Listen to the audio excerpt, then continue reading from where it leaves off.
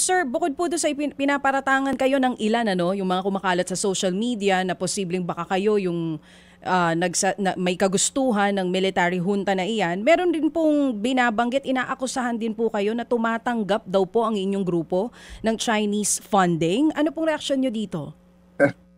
Yun na nga, sinagot na namin sa aking Facebook post, saka sa aming mga press releases. Wala pong katotohanan yung may funding ng foreign o China o kung sino man yon. Ang mga tumulong po sa amin ay mga ordinaryong mga Pilipino, nagtulong-tulong sila.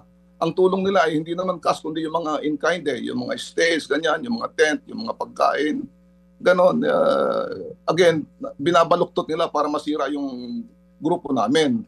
Kaya nga kami medyo nagdaramdam dito sa ginagawa ng Armed Forces ngayon na pilit nilang iniugnay na meron daw kaming foreign funding na walang katotohanan. Oo, ito nga galing po mismo ito sa AFP spokesperson natin. Ano po kayang basis niya for saying this?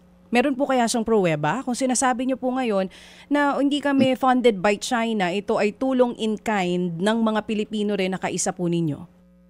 Totoo po yun. Kaya nga kung meron silang pruweba, dapat ilabas nila kasi sinisira nila yung grupo namin .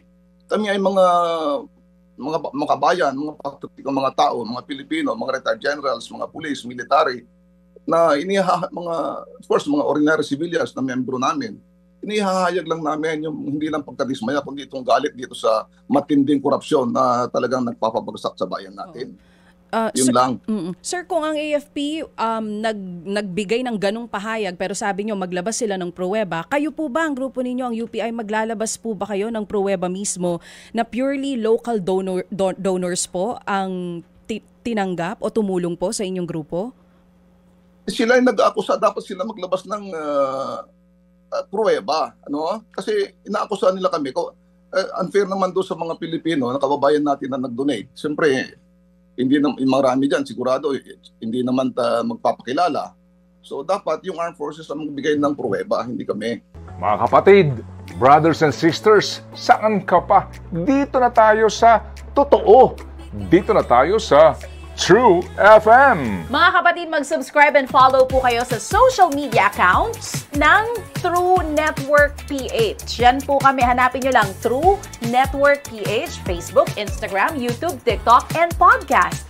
Mapa Apple or Spotify man yan, mahahanap nyo kami. Lahat ng mga napapanood at napapakinggan nyo po sa programa, nasa social media accounts namin yan. So, paano mga kapatid? See you sa social media!